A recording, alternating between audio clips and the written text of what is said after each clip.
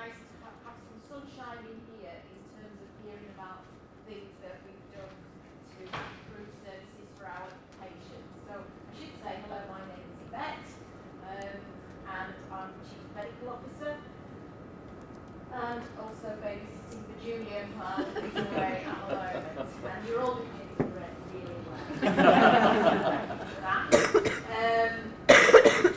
It's great to see Brooke and Samantha here from Surgical Assessment, and been up there a couple of times recently.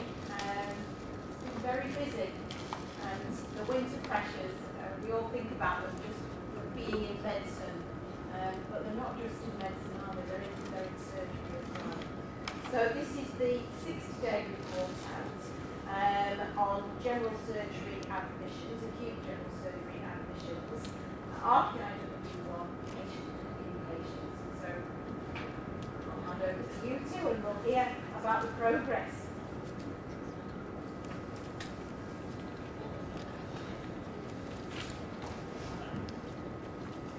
So Yvette's just introduced our RPIW for us.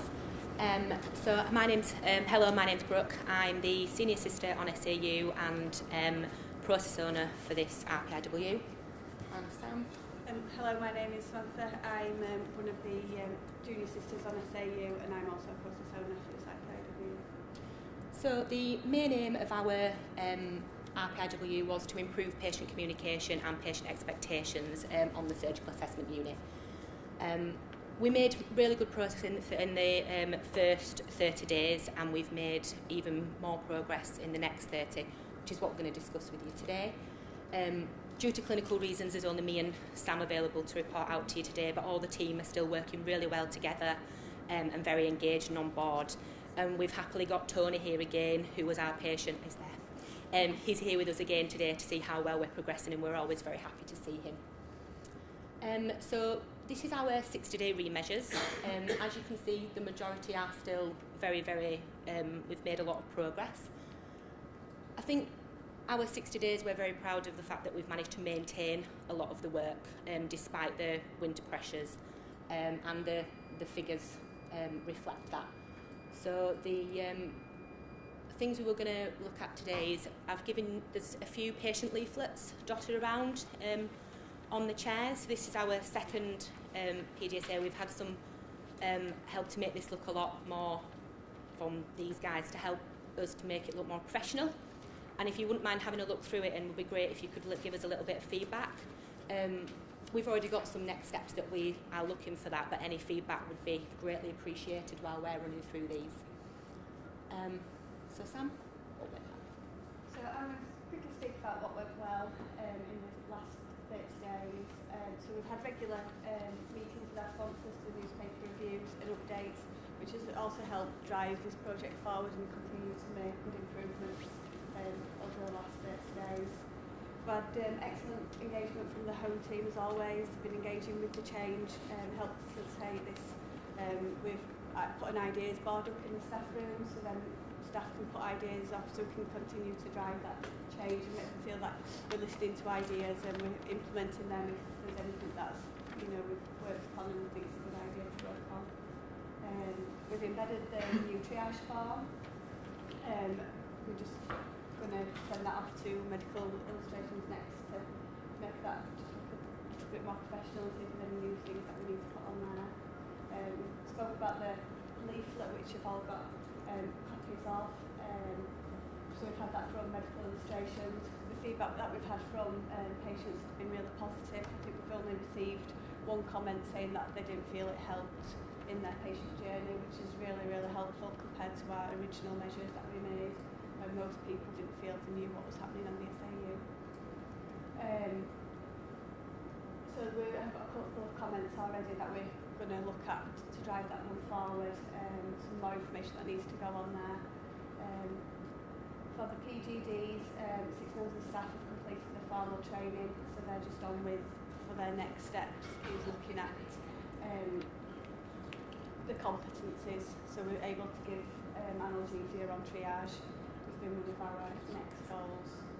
and all our blood samplings are going to the lab within 5 minutes, except for one which was just 9 minutes, so that's a great improvement in our previous times.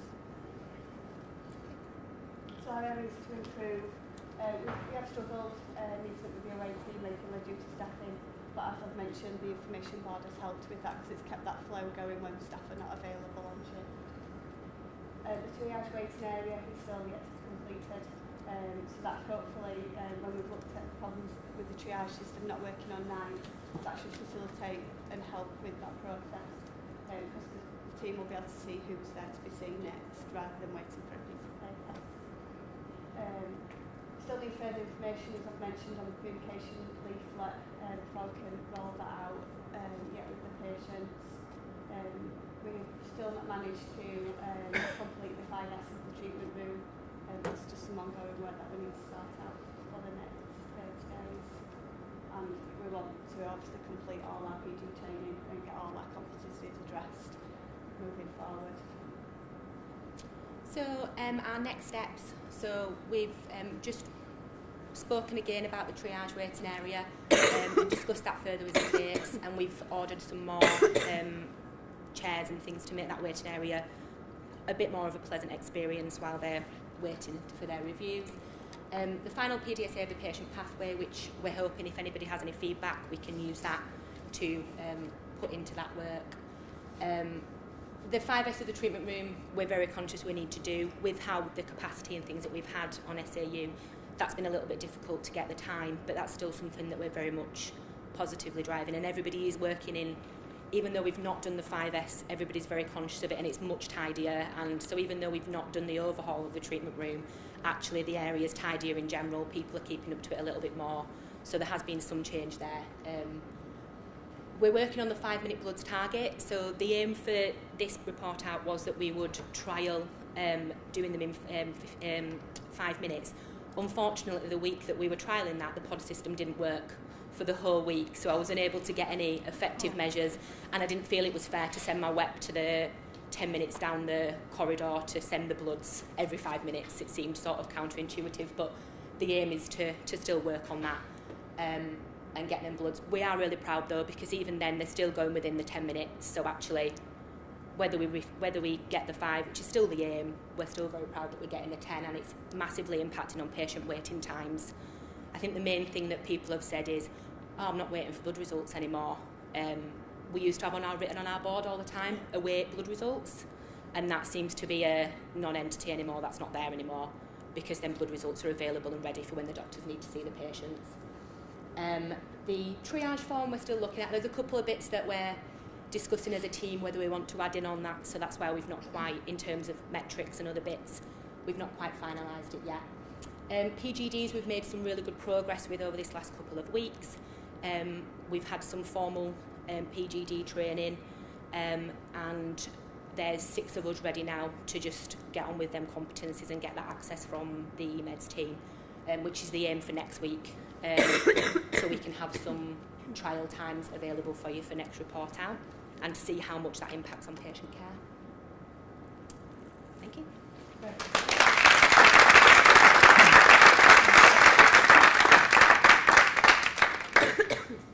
So, well, really well done, and thank you.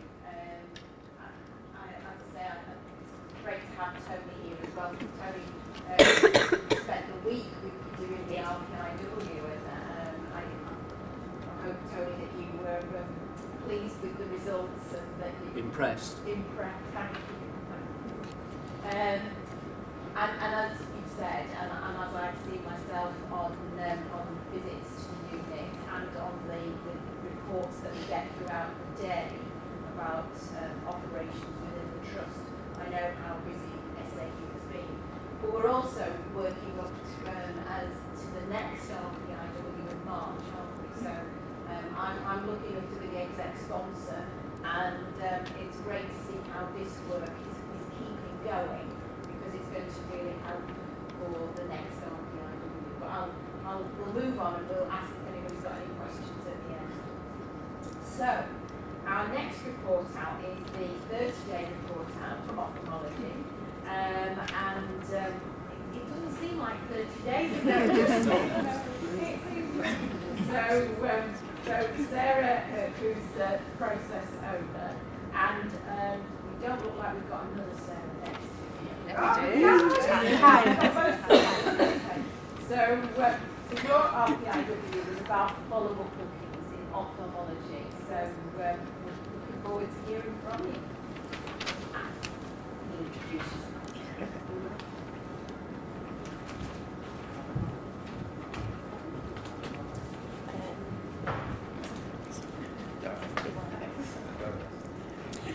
Hello, my name's Sarah and I'm the Service Manager for Head and Neck, as well as being the joint process owner for this RPIW4.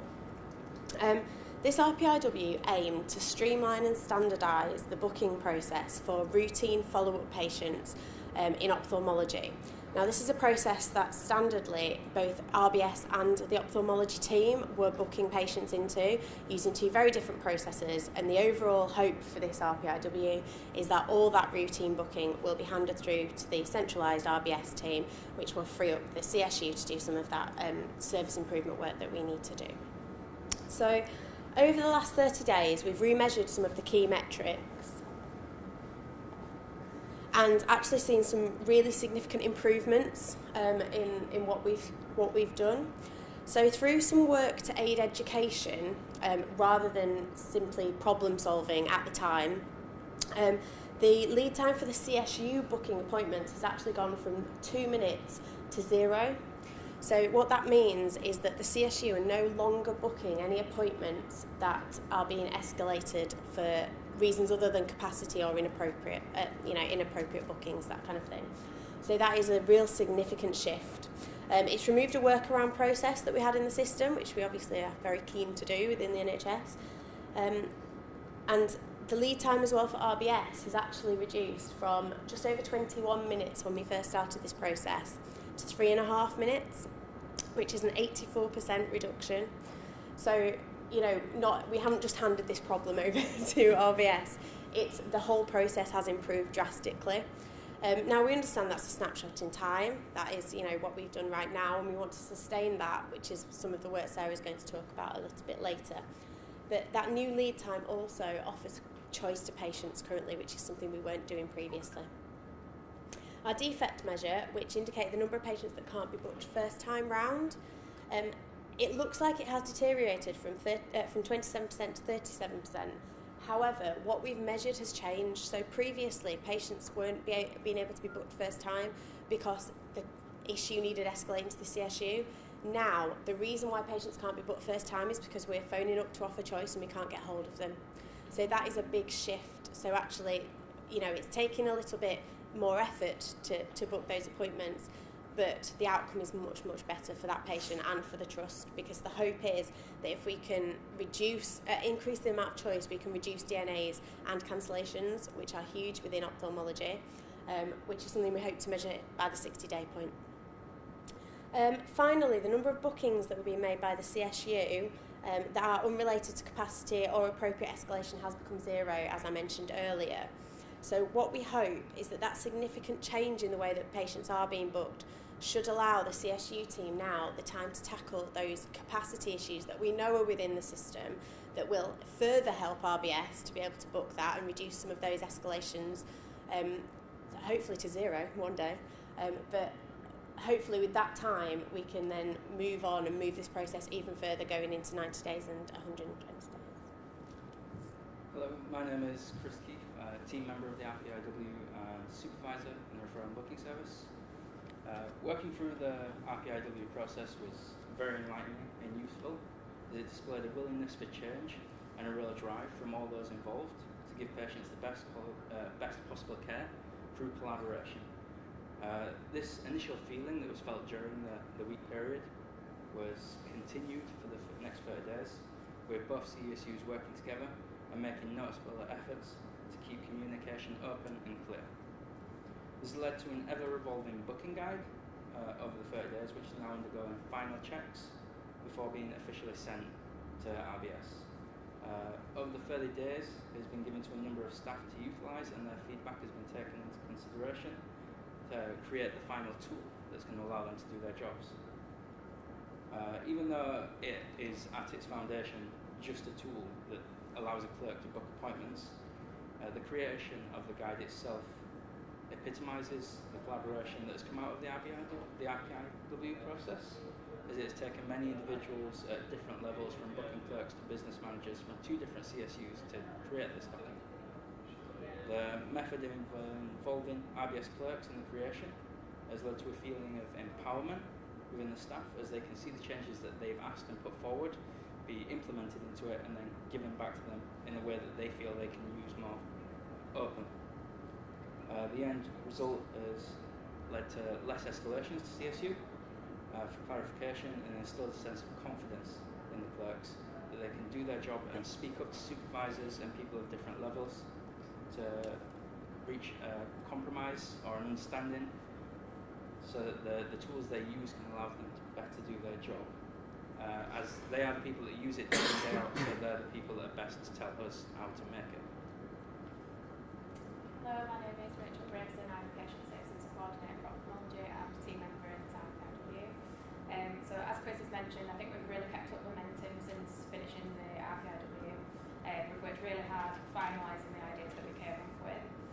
So one of the issues we established was escalations between the RBS and the CSU due to unclear waiting list comments. So during the week we agreed that we'd have a standard list of waiting list comments and try and simplify them. We tested this in the RPIW and it proved successful, so we've gone on to finalise it. Outpatients have also been really supportive with it, so they've placed a laminated sheet on the reception area as a prompt for when the clerks are cashing up on reception, and then obviously this will transfer onto the waiting list comments for when the RBS teams book it. We've put a tab on the bottom of the booking guide as well. We've done a standard abbreviation, so rather than them having to escalate to understand what it means, they can refer to that and hopefully find the answer there. We've put SOPs on the bottom of the booking guide as well, so which order the waiting lists need to be booked in, and how to book them from the different reports that we have. So hopefully that makes the booking process a bit more straightforward and again reduces the need for escalation. As Chris mentioned, this booking guide has been ever evolving, but it is now at a point where it's ready to be rolled out officially. So the next step is we've got loads of duplicate waiting lists for the same thing, so we're going to try and amalgamate them. I've spoken to IT and I now have the power to be able to do this, so that's my next task for the next 30 days. Hello, my name is Sarah and I'm from the process on this I'd like to share with you our collective panel names for the next 30 days, which is identified on our newspaper. It's actually just the topics and the ones that we would like to really focus our attention on. As Sarah's previously mentioned, through our continuous improvement, we're introducing infancy issues to look at the appointments that are not considered willing to related. Therefore, we aim to quantify the productivity gain to use the resource and utilise this time within the CSU for them to actually use their staff more effectively. So still their role, so they will be focusing on looking at the utilisation capacity so that we can try and improve that. By releasing the resource over the next initial 30 days, what we would like to do is actually use that, reinvest our time to actually embed having some co-location working within the RBS from the ophthalmology CSU. So we aim over the next 6 days for a member of that team to work within RBS half a day per week, so that they're actually on site and available, so that we do have an inquiry going forward that actually they're there and available for us to be able to answer those questions and they can pick those problems and resolve them. We genuinely believe that the escalations now are at such a level that this is the most effective approach going forward, so that we can continue to build on our knowledge transfer and skills. Our final aim is to work with the medical administration team so that we can produce a YouTube video which will launch our patients with a pictorial follow me related story, which will combine and provide counsel to our patients regarding what they can expect from our services. And the links for these will be embedded in our communication tools going forward with our patient letters and with our text messages so that they can recite to them. And finally, Sarah and I would like to extend our thanks to our teams who through their enthusiasm for change are really exposed to what's in our shoes.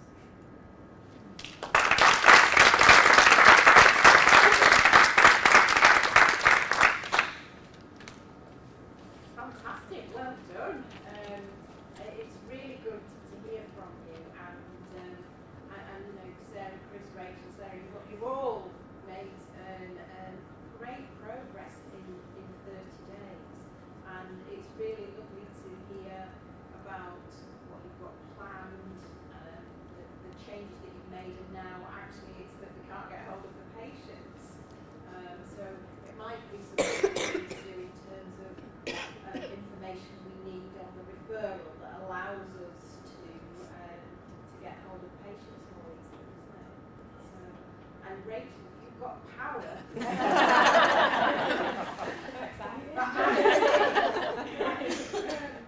really exciting. So, perhaps I could ask Brooke to come back up here now and open it up for questions to the audience. So, Angie. Can I just start with the outpatient bit? Because I think sometimes we think the booking bit is a bit boring and a bit background and a bit, not it's important, but actually this is our interaction with our patients, and this is really important that we get this right for our patients, because you have to be offered an appointment, and it's great if you can agree it, and I'd be absolutely fascinated to find out how much time you save stopping that toing and froing that we all know happens 3, 4, 5, 6, 7 times an hour, never mind a day. Like, I can't book, I can't book, I can't book, I can't book, it's not there. So I'd be absolutely fascinated to see the progress of this project, because it's really important. Yeah. Helen? It's a comment really to first to the outpatient and head and neck team. That this is a true collaboration across our organisational boundaries in terms of seamless and integrated care. It's really impressive, and I actually want to comment on how you're physically standing there as a group of people, because you are mixed up in terms of standing there as those services, and it's just such a pleasure to see. So well done. In terms of the surgical assessment work, I know how hard your work's been from the stories I hear about how busy the surgical assessment unit is right now, and the fact you've sustained some significant improvements in both lead time and those blood samples despite the barriers of our POS system, then absolutely well done to you. Absolutely well done. Could I just respond really quickly? Just because as somebody who loves numbers and statistics, I thought the most satisfying part of this would be looking at those numbers coming down and the time taken coming down. The most satisfying bit is actually listening to the team and seeing the team working together and having really open conversations that we probably would have shied away from having a little while ago. So that is absolutely a benefit of this process. So I'm just going to labour the point about the way that the outpatients CSUs work with the head and neck CSU, and really I think a compliment to the outpatient CSU from our perspective. Often they come for a bit of a bad rap, and people think that they can do the job of RBS better than RBS can do it. And actually I think what we've learned from this is our position as a CSU has moved actually to say this team is actually very skillful and talented, but it requires collaborative effort and us providing them with the right tools to be able to help them do their jobs. So I'm really pleased that we've managed to do it that way around, because for my team, my service management, business management, PSC team, they're now going to be able to do the job that they should have been doing all along, and that time's going to be released back to them for the benefit of the head and neck patients, so that's great. And I'll nearly come to Karen, but I think she'll really crying. That was what I was going to make, that comment as well, really, of just how enthusiastic I think the work between everybody's been, and it's really great to see that positive team working and the commitment to getting it right for the patient, which I think has always been, I think, some of our challenge sometimes with the RBS side of the team, of they see phone calls and they see bits of paper. I think this has been really great to do that. Well, actually those bits of paper and those phone calls are patients, and the impact that you're having is on patients, not on numbers or bits of paper. So it is a congratulations. However, I'd also like to say to Brooke, having been on call this week, I absolutely get how busy you've been. Emily. So I just wanted to share a little reflection on today's furniture order with Brooke. So we've been looking at improving the waiting experience for patients, because it has been very busy, and it's a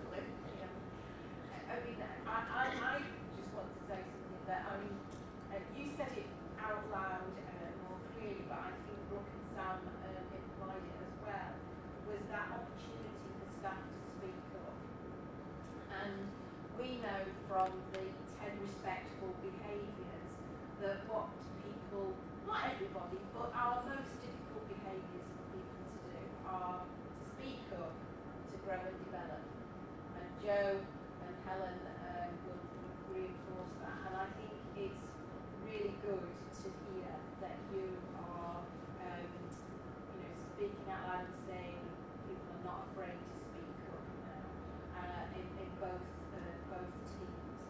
And what I really hope is that allows people to grow and develop. Honestly, I think for us, you perhaps don't realise it, but we see you all as you report out growing and developing.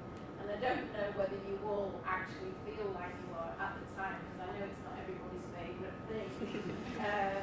But we absolutely do see that growth and development. We see the confidence as well.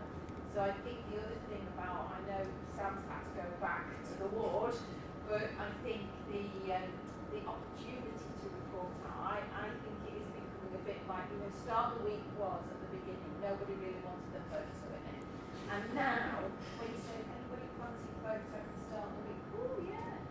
And I think that hopefully people feel more confident about reporting out and proud of what they've achieved. And even when perhaps what they've achieved wasn't quite what they hoped they would have achieved within 30 days or 60 days or whatever. But I think these two teams have really shown us about what you can achieve and how you can sustain it despite all the pressures. So, any other questions? Tony? More a comment than a question with that. Having been a very active member of the RPIW, I'm now very much an observer of what's happening. And I did say impressed, but I am genuinely very impressed. It was the first RPIW for the SAU. There are others that are going to be necessary to make the SAU what we all want it to be. But this is fantastic work. To get the bloods down from potentially 56 minutes to at the worst 10 is a massive improvement, and it cuts basically a whole hour out of the assessment process. For the patient, that's massive. If you go to the SAU and look at the conditions in which patients are waiting, the less time they have to spend there, the better. And we don't want you testing the process again. So I think it's fantastic what you do. And similarly with the triage, that's really important because, again, it's cut a massive amount of time out of the patient experience. And it's wonderful to hear that you're not getting these blocks on the leaderboard, that they're not there. That's wonderful. Yeah. And hopefully that PGD, patient group directive, so that you can prescribe and the nurses can prescribe the analgesia, hearing the progress around that, because I know it's not straightforward, it's not a 10-minute job. That's really positive as well. That really is incredibly important, because my experience was, as I say, I spent the best part. I didn't only spend a week on the RPIW, I'd previously spent a week on the SAU. So the number of patients I saw in considerable distress, but to whom analgesia could not be provided, was one of the things that made me say, I can't remain quiet about this any longer, really. Yeah, absolutely right. Thank you for taking part. And actually, in the audience, thinking he's not going to have to say anything, is Mike Philpott. And Mike is the General Manager for Pathology Services. And I guess, Mike, it's really, you as a service know that your turnaround time makes a big difference to patients, don't you? Absolutely. I think that was the bit that struck me really was, it's fantastic to see that reduction in time, but also made me think, right, how do we now make sure that we do our lab bit even quicker than we are? And it's great to hear that that's no longer a particular issue flagging up, but I'm sure there's still patients where that is. So there's something we'll take away from that in terms of how we speed that up. So thank you. And I think that is the beauty of people coming to report out. We sometimes go away thinking, actually, they've done so well, how can we help them by what we can do in our service? Because as we know, it's so many different parts of the organisation that need to collaborate to achieve the right result for patients. So, thank you very much, both teams, and that's